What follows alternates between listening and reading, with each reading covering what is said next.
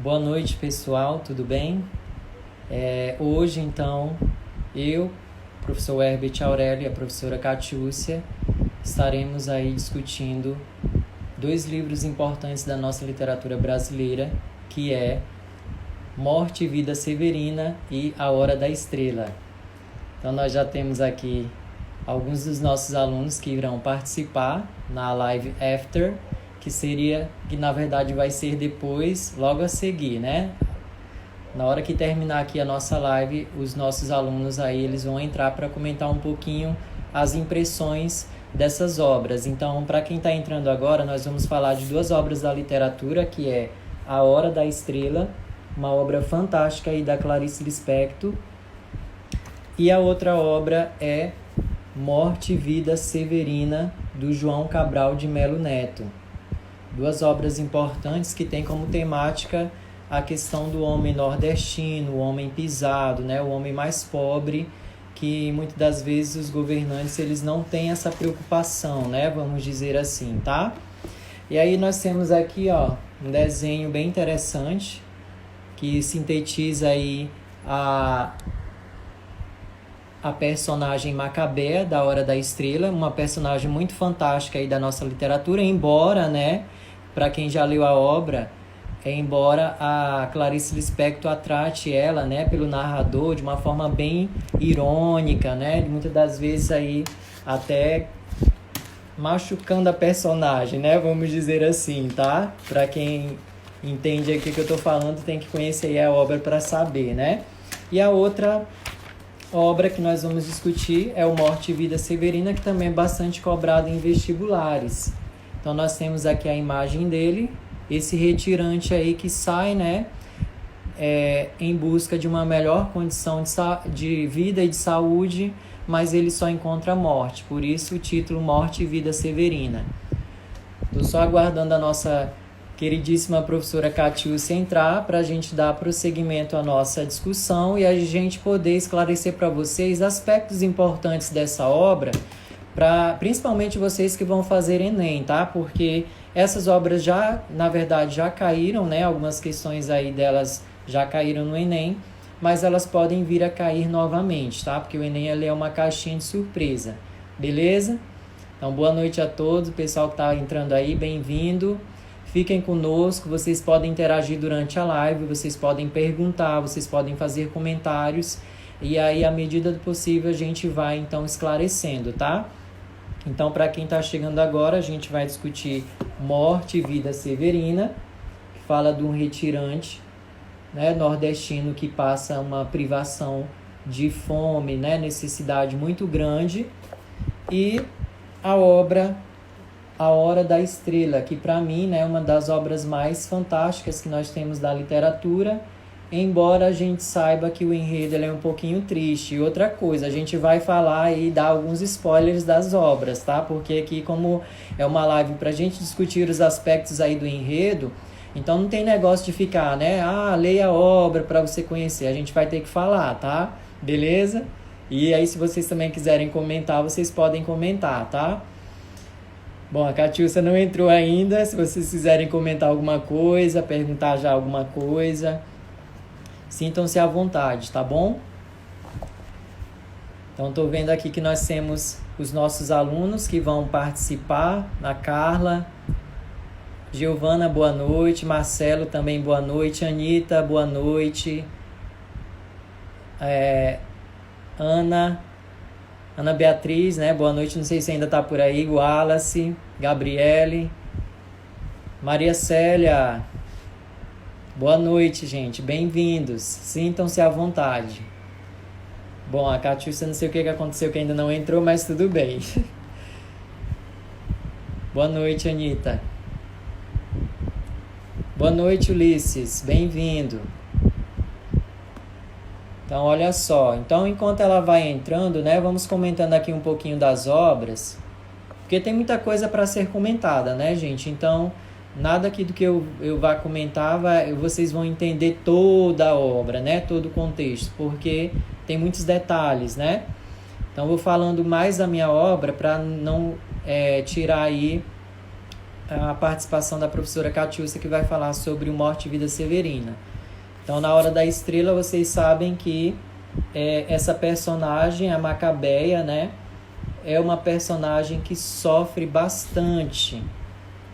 E aí, por quê, né? Às vezes a gente fica se perguntando, mas por que que o narrador, por que que o escritor, no caso a Clarice Lispector, ele trouxe essa personagem sofrida, né? Essa personagem que padece aí na obra? Porque, gente, se a gente for analisar a nossa vida, a gente nem sempre tem... a gente nem sempre é feliz, né? Em todos os aspectos aí. A gente sempre passa por necessidades, por privações, né? Por problemas. E aí, os escritores, né? Uma coisa que eu digo sempre para os meus alunos, que estão até aí de prova, né? Boa noite, Josiane, Leandro, Evelyn. A literatura, gente, ela fala sobre nós mesmos, né? Sobre a nossa realidade. Boa noite, Tarcísio, bem-vindo. Sobre a nossa realidade, sobre todos os problemas que nós passamos. E aí a Clarice Lispector, ela decidiu também explorar, na obra Hora da Estrela, a vida de uma nordestina, de uma pessoa pobre, né? De uma pessoa que não tem muitas condições de vida, condições de trabalho, desculpa, e condições de saúde também, né? Condição ali para se sustentar no Rio de Janeiro. Vocês vão entender melhor quando a gente for explicando a obra, tá? E aí, ela decidiu então contar essa faceta que é quando a gente é estudante na escola, né? A gente sabe que houve a questão da imigração muito forte de nordestinos, né? No passado. E aí a Macabeia, né? Ela vai para o Nordeste e aí ela passa necessidades. E aí você pode se perguntar, né? Mas, gente, como assim? Uma personagem, né? Será se é isso mesmo que a narradora está apontando? Gente, a literatura, ela trabalha com fatos da verdade, né? E aí ela vai apontar, então, essa situação dessa nordestina que vai para o Rio de Janeiro pela questão ali da imigração que foi muito forte, ali até na virada ali do século XIX para o século XX, e vai mostrar essa situação de miséria, né? Essa situação de opressão, de alienação pela qual a personagem ela passa. Então, só contextualizando aqui para quem está chegando agora, eu estou só esperando a professora Catiúcia entrar para a gente dar prosseguimento à nossa discussão, né? Nós vamos falar de duas obras importantes da literatura que também são cobradas em vestibulares, tá? Então, quem tem aí a intenção de enfrentar vestibulares, fiquem aí conosco, acompanhem aí para vocês até também tirarem as dúvidas, tá? Quem tiver dúvida, quiser perguntar, pode perguntar. Então a professora Catiúcia já entrou, né? Só esperar ela entrar aqui. E aí as obras são A Hora da Estrela e Morte e Vida Severina. Duas obras aí importantíssimas, tá? Tudo bem, Tarcísio? Obrigado por ter vindo. Ela aqui para a gente poder dar prosseguimento à nossa live, tá? Fiquem conosco, façam perguntas, interajam. Essa live é para vocês, tá? Boa noite! Que saudade! Olha só, coração aqui batendo. Já estava angustiado perguntando. Meu Deus do céu. Menino, tu quer me matar de saudade? Tu avisa antes, entendeu? Tu avisa. E eu angustiado. Cadê a Catiúcia? Cadê a Catiúcia? Porque sabe que a gente tem que fazer um suspense. Então, ó, fiquem conosco, participem, prestem atenção no enredo dessas obras que são fantásticas, gente. Se fosse vocês, não saía da live, viu? A Hora da Estrela, beleza? E Morte e Vida Severina. Tudo jóia? Joga a bola agora para cá. E aí? Já temos aí algumas pessoas com a gente, né? Que bom. É a volta dos que não foram, gente. Vocês já ouviram essa expressão?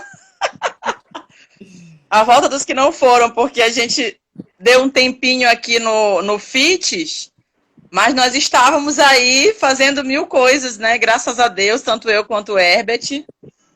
E meu telefone tocando, gente. Peraí, rapidinho. É porque eu não posso perder a oportunidade de me aparecer pro povo, né? Já começou a live, ó. Olha! É meu boy, gente. O Herbert Faz Eu esse queria... print aí, Herbert. Tu mostra a obra, eu mostro o boy. Ele tá me ouvindo? Tá me ouvindo? Então, o Herbert está perguntando se você está ouvindo ele, meu bem. Não, não tô conseguindo ouvir ele direito, não. Ei, eu já te falo contigo, tá bom? Tá bom. Beijo, tchau. Tá. Isso aqui são como é que a gente fala?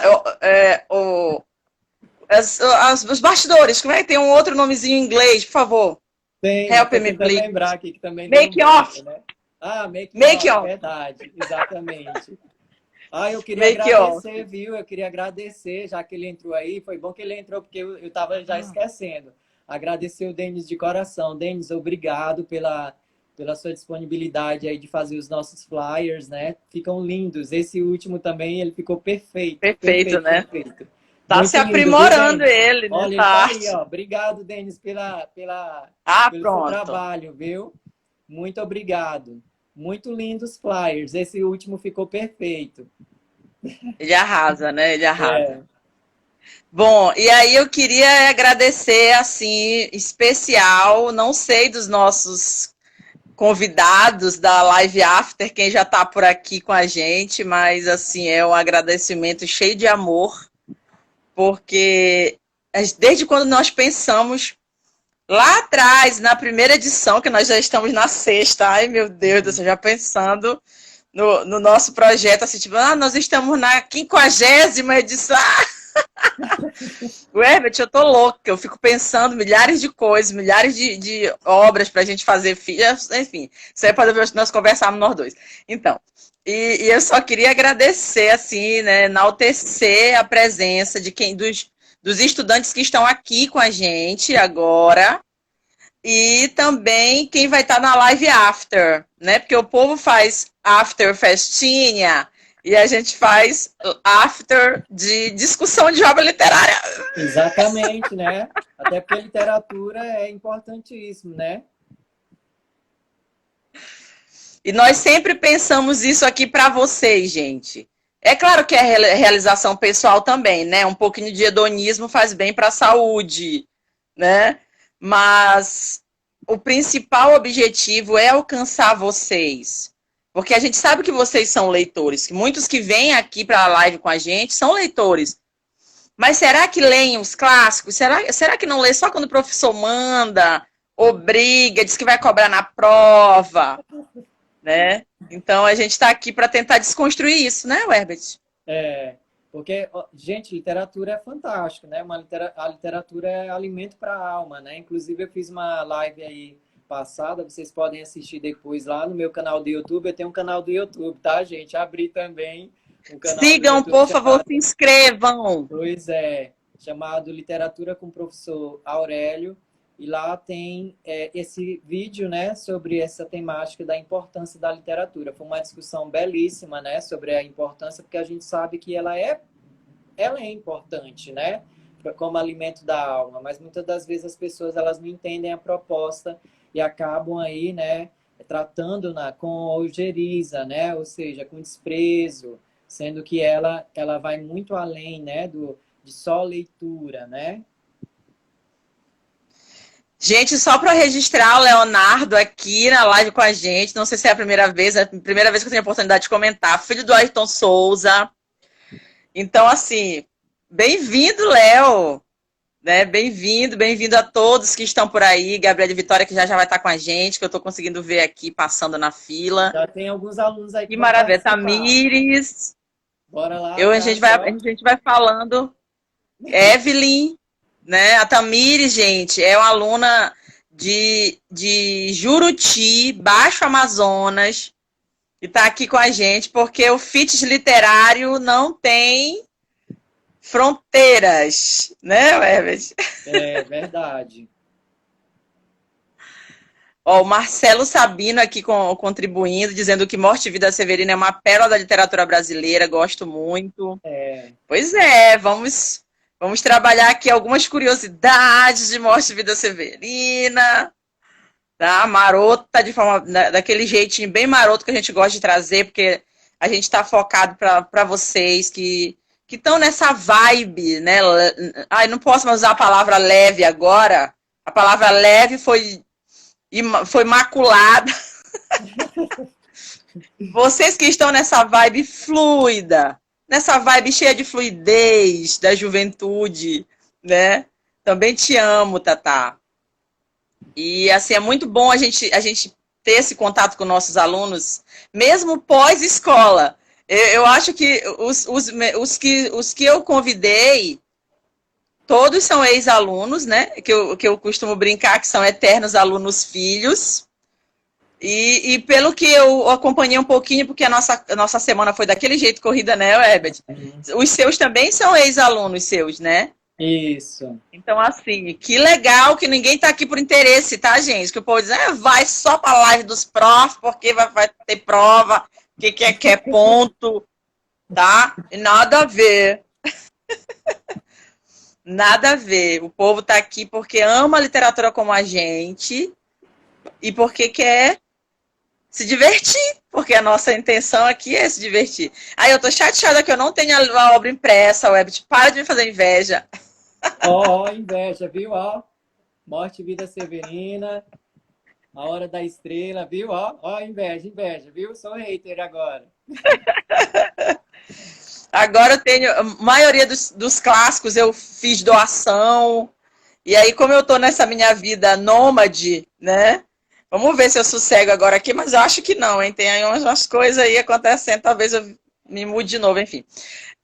Então eu tenho priorizado, principalmente outras referências literárias que eu não encontro no e-book.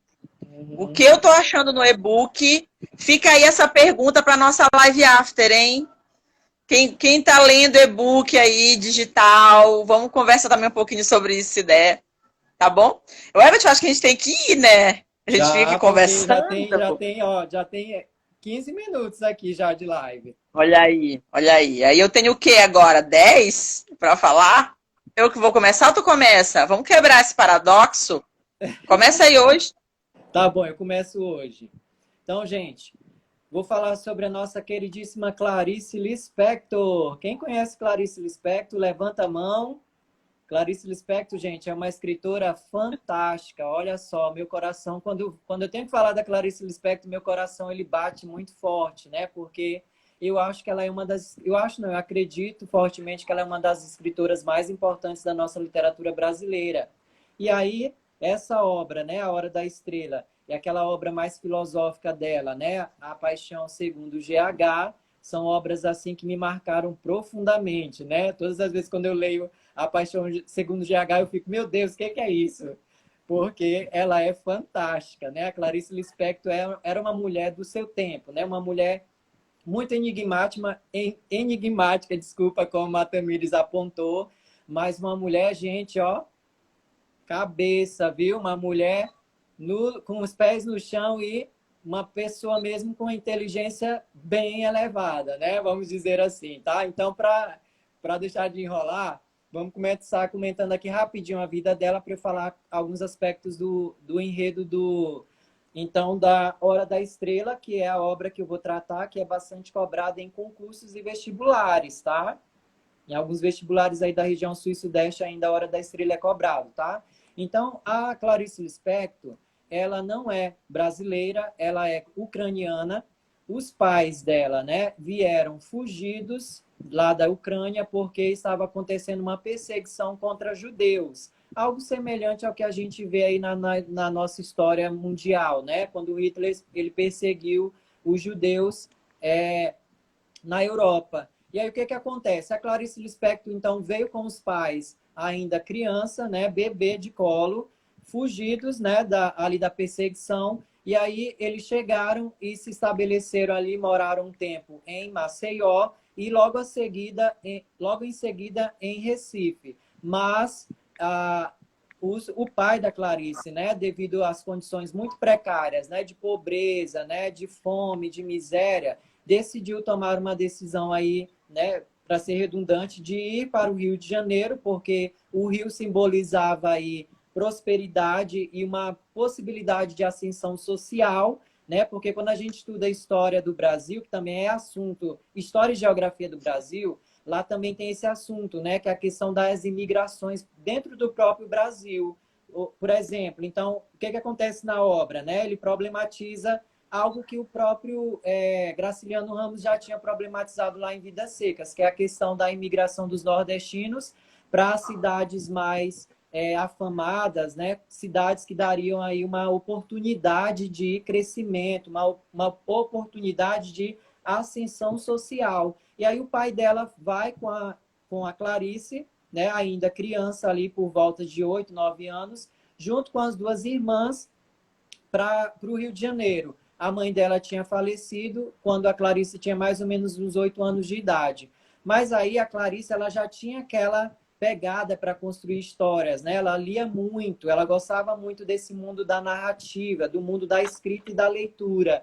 E aí, mesmo criança, né, para vocês verem a inteligência dessa mulher, né, dessa grande escritora da nossa literatura brasileira. E aí, desde criança, então, ela tinha essa pegada muito forte de escrever livros, né, ela já vinha contando ali histórias, né, escrevendo histórias bem curtíssimas, foi para o Rio de Janeiro, teve contato aí com a área, né, do direito e também aí, ali muito com a área do jornalismo, né? Então, a Clarice Lispector se formou na área do direito, mas ela gostava muito da área das letras, né? Tanto é que ela, como eu falei para vocês, do histórico de vida dela, ela lia muito. E a partir disso, gente, ela construiu romances aí, histórias, né? Contos que até hoje, como eu havia falado no início da obra, são cobrados em vestibulares. Então, você que vai fazer vestibular, vai fazer Enem, não pode pular Clarice Lispector de forma alguma. Ela é uma escritora aí preciosa, valiosa para se fazer uma prova de vestibular, tá?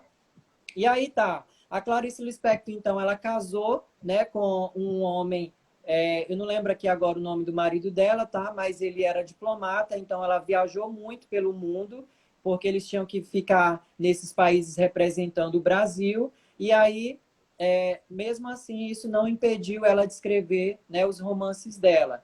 E aí teve um momento em que ela se separou do marido, voltou para o Rio de Janeiro, né, que é a cidade aí que ela se estabeleceu junto com os filhos, e passou a trabalhar mais fortemente ainda com a literatura e ainda, de novo, né, com jornalismo, porque ela gostava muito da área jornalística, tá? Mesmo sendo formada em Direito. E ela, então, escreveu a obra A Hora da Estrela, que eu vou começar a falar e a contar o enredo, né? Alguns aspectos, tá, gente? Porque a gente tem pouco tempo, não dá para falar tudo. Então, a Clarice Lispector, né, veio a falecer no ano de 1977, e foi o mesmo ano em que a obra ela veio, né, ao público. No caso, A Hora da Estrela só foi lançado aí nesse mesmo ano da morte dela, tá? E aí, o que é que a obra em si ela trabalha? Ela trabalha, então, essa questão da nordestina, né, da Macabeia, que vai para o Rio de Janeiro, e aí ela é cuidada pela madrinha, ok? Pela tia, na verdade, não madrinha, pela tia dela, que a tratava ali muito de uma forma muito carrasca, né? Vamos dizer assim, porque os pais da menina tinham falecido. E aí a menina cresce cheia de tabus, né? Cheia de normas, né? De regrinhas. Além disso, ela cresce muito alienada. E aí o que acontece na história? Essa menina, então, depois que a tia morre, ela começa a passar necessidades no Rio de Janeiro, né? Mesmo ela tendo um emprego ali de datilógrafa, ela passa muita necessidade porque ela era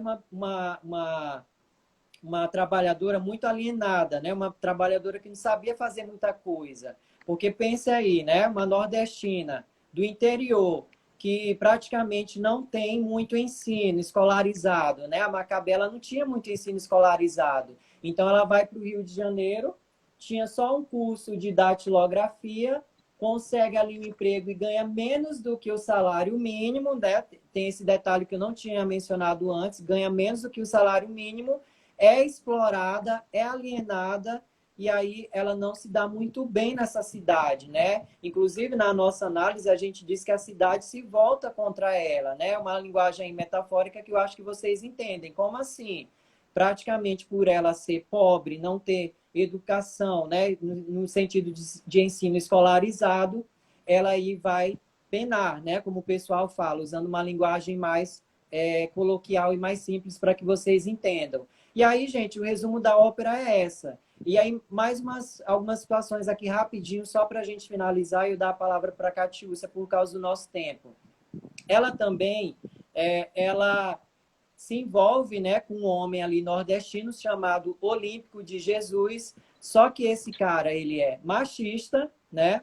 Algo que ainda acontece na nossa sociedade de hoje, e ele aproveita, né? Ele tem aquele chamado relacionamento abusivo, que também é muito discutido hoje, né? Quando tem aí o relacionamento entre um casal, entre um homem e uma mulher.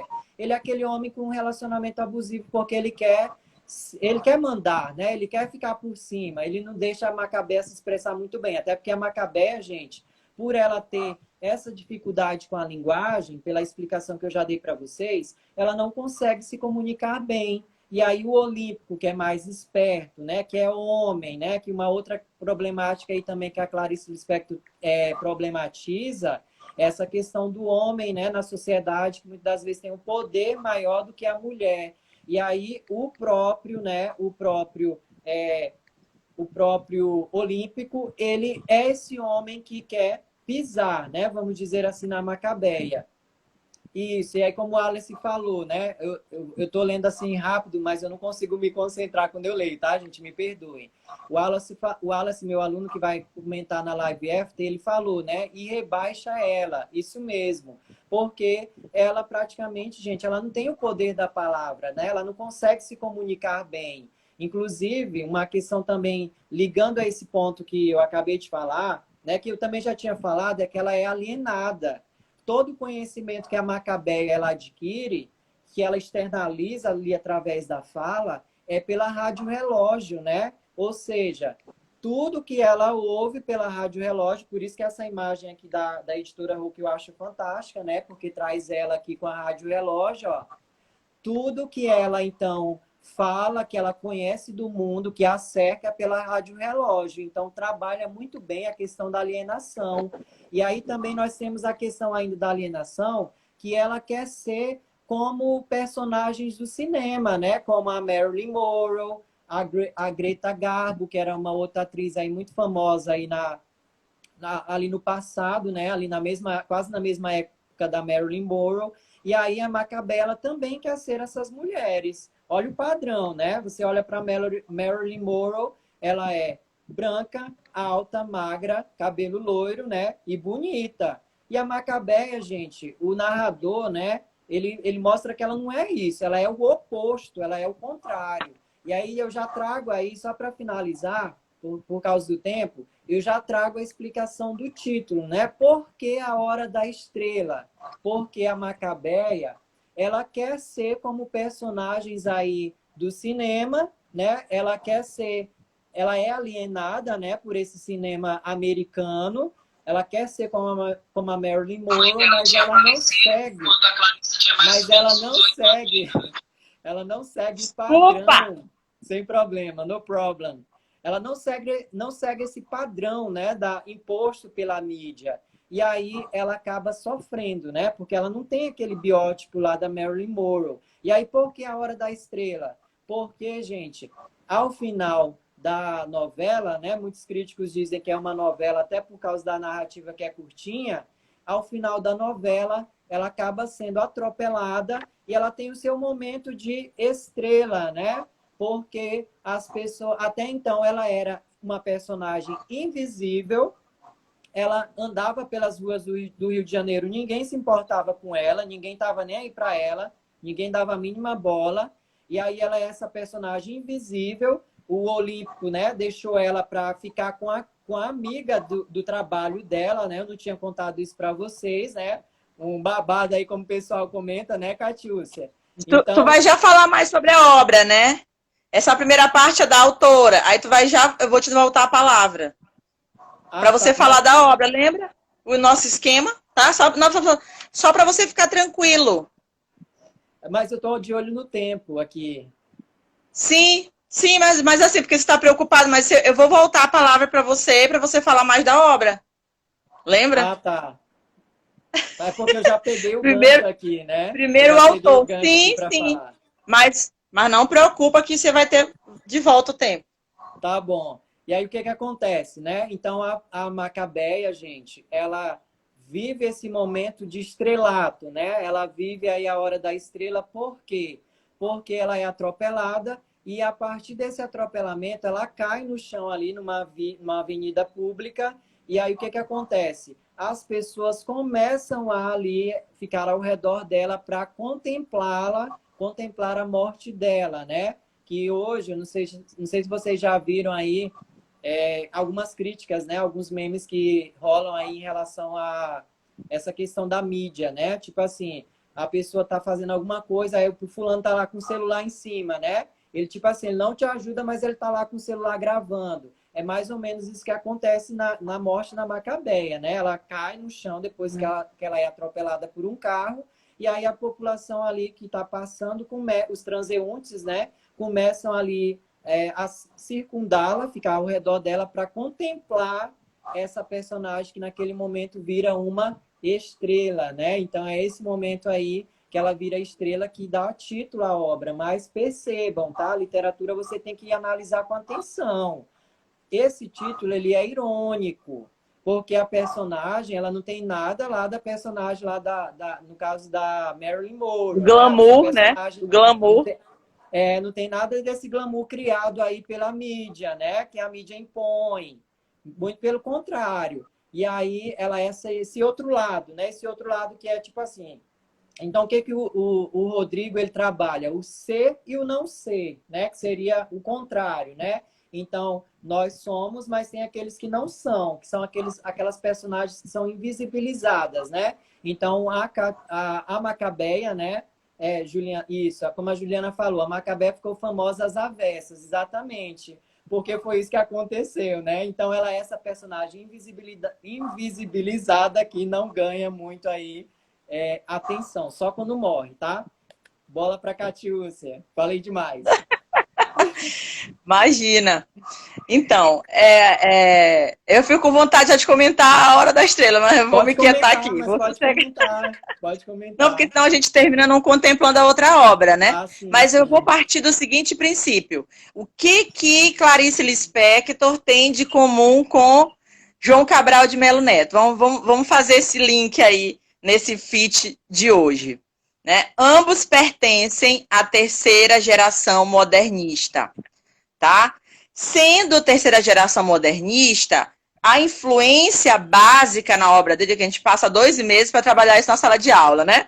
Mas, essencialmente, eles vão ter uma influência do surrealismo. Uhum. Então, a gente está na terceira fase da geração modernista, né? Primeira e segunda tiveram suas marcas, seus impactos no que diz respeito ao contexto artístico, social, cultural, histórico. E a terceira geração vem com um peso menor, vamos dizer assim, no que diz respeito a esse engajamento social. E tanto Clarice quanto João vão ter as suas obras influenciadas pelo pelo surrealismo, tá? Surrealismo. E aí, a palavra de ordem, que a gente, inclusive, ensina isso na sala de aula para os meninos trabalharem com palavras-chave, é criatividade. Então, a terceira geração modernista, ela vem recheada de criatividade. Tanto é que há uma resistência das pessoas em lerem Clarice. É porque a obra dela é confusa. É porque o texto dela é denso demais, é emaranhado demais essa trama dela. A gente busca uma linearidade, não acha? Aí vai ler João Cabral de Melo Neto, que é considerado o engenheiro da palavra. E aí eu brinco que eu não acho que ele é engenheiro, não. Eu digo, moço, eu vou discordar bem aqui do você. Você é o arquiteto, moço, da palavra. Né? E por que ele coloca essa questão da engenharia da poesia? Porque ele cansou de uma literatura, de ter contato, ou de ler literatura mais fluida. Né? Na avaliação dele, os textos até então publicados, que circulavam, traziam uma literatura, e principalmente uma poesia, muito acessível. né? E aí, por aí, a gente traz um pouquinho da biografia dele, que é essa primeira parte da minha fala, né? Ele diz, em uma determinada entrevista, que ele pretendia que a poesia dele fosse para o leitor como o descer de uma ladeira acidentada. Olha só a genialidade, gente. Que acidente é esse que ele se refere? Que metáfora é essa? Já que ele não gostava, professor, ele não gostava de metáforas. E como é que ele traz, né, essa comparação maravilhosa? Porque ele traz comparação. E isso aí pode cair em vestibular, hein, gente? Se liga, anota aí, o povo aí que tá pré-vestibulando ainda. Tamires, anota. Gente, o Ronaldo Cardoso chegou, nosso professor da área de humanas, que vai participar com a gente. Só registrando aqui, enaltecendo a presença. Beijo, Ronaldo, daqui a pouquinho tamo junto. Gente, então assim, o João Cabral de Melo Neto não é assim um poeta tão carismático que fala sobre o Nordeste, que é essa nossa temática escolhida, né, para esse feat, como Ariano Suassuna, por exemplo. Ele não tem essa característica. E a gente vai entender o porquê, mergulhando um pouquinho mais na biografia dele. 2 aspectos que eu separei para trazer para vocês.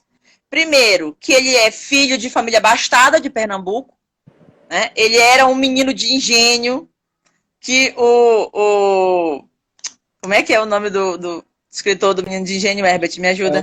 Rego, José Luiz Rego. José Lins do Rego. Pronto, isso. Lins do Rego. Que escreveu aquela obra maravilhosa, Menino de Engenho. E é claro que quem que nós temos dentro desse cenário literário que poderia representar, é claro que uma outra parte do Brasil, né, o Menino do Engenho do Lins do Rego, mas ele seria o menino do engenho do Nordeste, vamos dizer assim. E ele conviveu tranquilamente no que diz respeito a essa questão socioeconômica, mas ele teve contato com a empatia no que diz respeito ao trabalhador braçal, né, ao lavrador, ao operário da usina dos seus pais, né? Ele trabalhava com essa questão aí do engenho. Então, essa produção aí da questão das classes sociais, né, que o Ronaldo vai falar já muito melhor do que a gente sobre isso, mas essa perspectiva da divisão de classes, ele se encontrava numa camada abastada. Mas por que ele se envolveu? Tal qual a Raquel de Queiroz, nós também trabalhamos com o 15, né?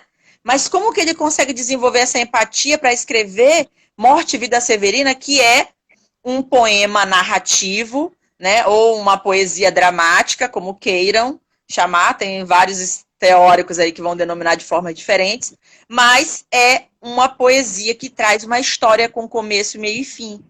E o que influenciou essa produção de Morte e Vida Severina? O contato que ele teve com cordéis na infância. Então, ele ia para a feira, aos domingos, algumas vezes, e ele encontrava com os cordéis, lia esses cordéis, e quando voltava para suas terras, né, para sua casa, ele lia esses cordéis para os trabalhadores. Então, a partir disso, ele foi desenvolvendo essa empatia, né? Ou simpatia. A gente tem, na literatura acadêmica produzida, críticas veementes com relação a essa relação, que ele fez apropriação cultural, com relação a escrever sobre o nordestino nesse nível, né? E aí, mais uma vez, a gente traz a opção do caminho do meio, né? Do equilíbrio, de tentar fazer exercício empático com o autor, nem concordando nem discordando dele, mas entendendo o que ele viveu, como que ele se sentia, e que toda a história de vida dele vai levá-lo para meio que um distanciamento, né? O cara cresce depois de estudar em escolas maristas e vai ser diplomata, viajar o mundo, conhecer vários países, estabelecer uma conexão com a Espanha, quase como sua segunda terra natal. Então, é claro que a gente vai perceber aí meio que um distanciamento, se você for mergulhar de fato na biografia dele. Mas não é essa a nossa intenção enquanto projeto, né, meu e do Herbert aqui. A nossa intenção é sensibilizar vocês para toda a literatura clássica, e aí as construções as opiniosas que são necessárias, é vocês que vão fazer, né? A partir desse mergulho que vocês vão fazer nessas leituras que a gente acredita que vai acontecer, pelo menos a gente está direcionando para isso, vocês vão poder construir as suas opiniões acerca das obras e também dos autores. A gente não está aqui para engessar nada. E um último aspecto é que ele faz crítica, eu até anotei porque eu achei esse jogo de palavras maravilhoso. A poesia de João Cabral de Melo Neto faz crítica social sem ele ser socialista. Tá? É claro que quando a gente estuda Jorge Amado, quando a gente estuda Graciliano Ramos, a gente vê esse mergulho nessa atmosfera socialista que também para a época era essencial. Senão nós hoje não teríamos a liberdade que nós temos hoje de estar falando acerca desses autores e dessas obras com a nuance que nós desejamos. Nem eu, nem o Herbert estamos aqui sob nenhum tipo de pressão para falarmos de aspectos A ou B, em tom A ou B, mais conservador, menos conservador, não. Aqui é a gente, que nós estamos de vontade falando daquilo que nos toca e como nos toca. Liberdade. Hoje, a galera que defende o neoliberalismo defende tanto a perspectiva de liberdade de mercado, né, um não para o Estado que quer controlar o mercado, mas assim, uma parcela significativa desse conservadorismo que hoje defende a liberdade, no passado não defendeu a liberdade do indivíduo, do ser humano, né? E o João Cabral de Melo Neto não fez militância semelhante ao Drummond, porque é o primeiro poeta que a gente traz, né? Uhum. Eu não sei se você reparou nisso, Herbert.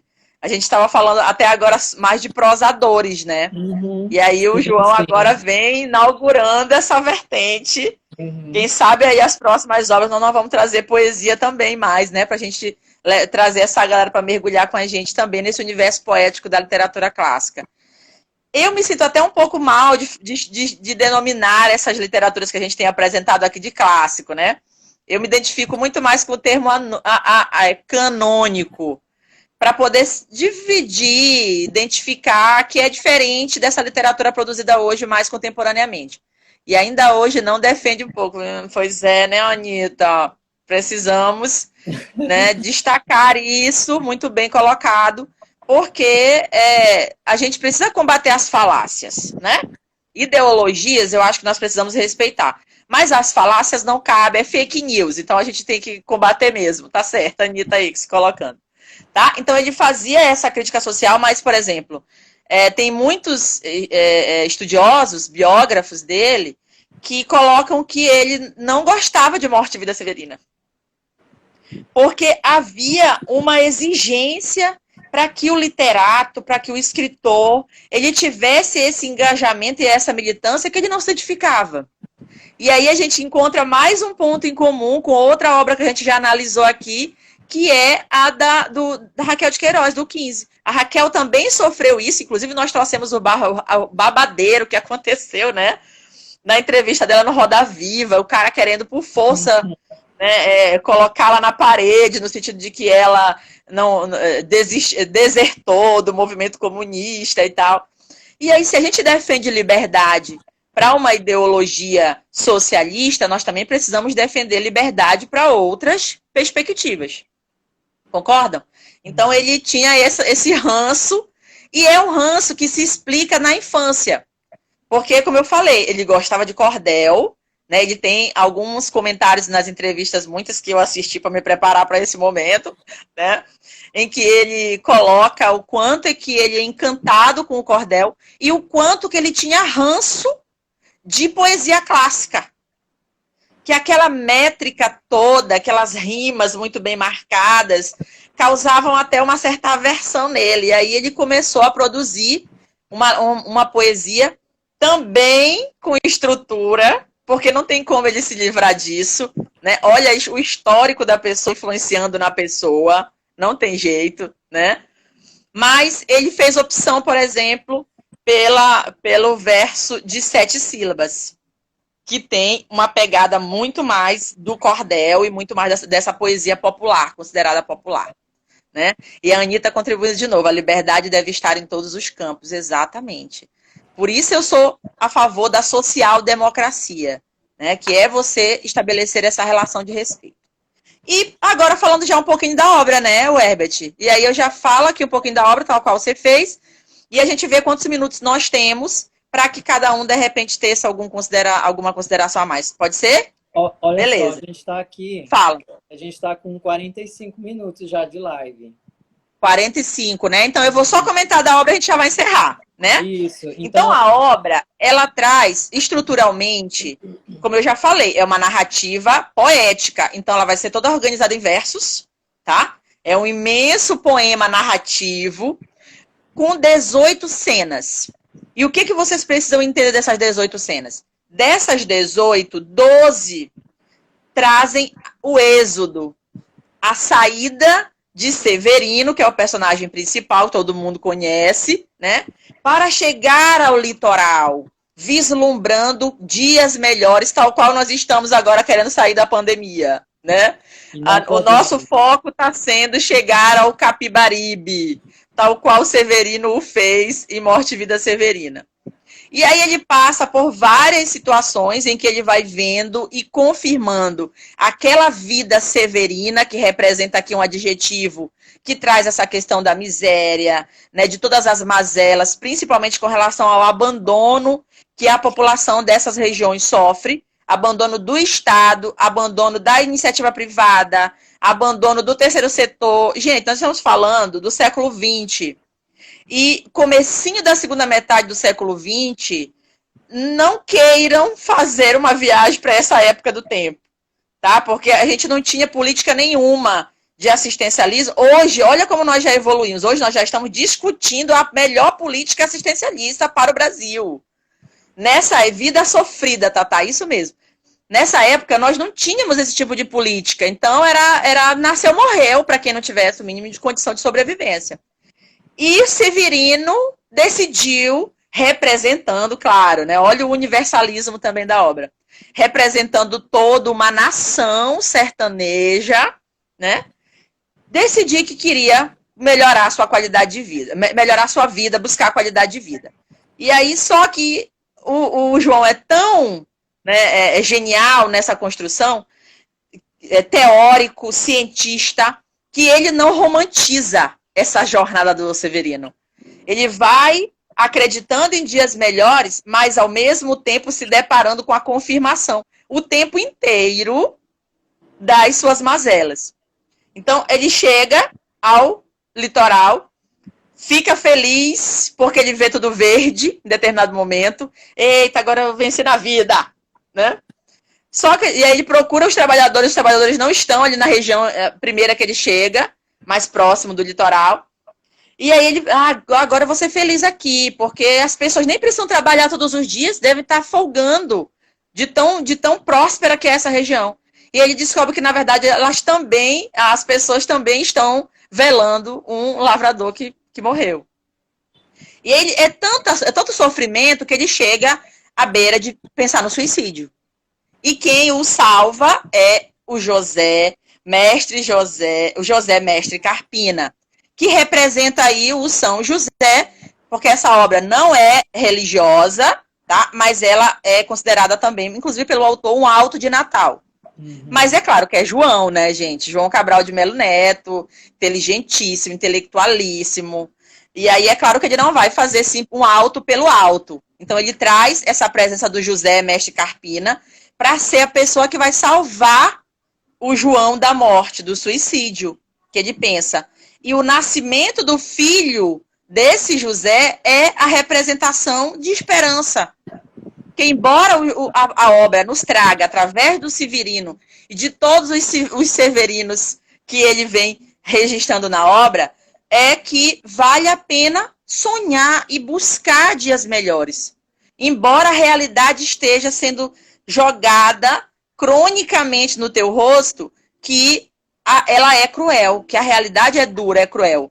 Então, assim, só para finalizar, uma passagem que eu acho assim, bem interessante é que ele passa uma série de cenas em que ele encontra as carpideiras, né? As mulheres que ficavam fazendo as ladainhas mediante os enterros lá dentro da rede, aquela cena que é bem icônica.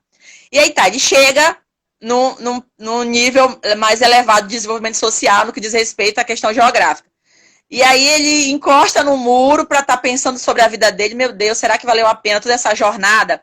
Ele escuta a conversa de coveiros que meio que passam para ele uma mensagem, dizer assim, tu chegou aqui na cidade, entre aspas, né, que não é bem cidade, mas tu chegaste aqui acreditando em dias melhores, mas olha só ali, ó, tem gente que morre aqui também, o pobre aqui também morre.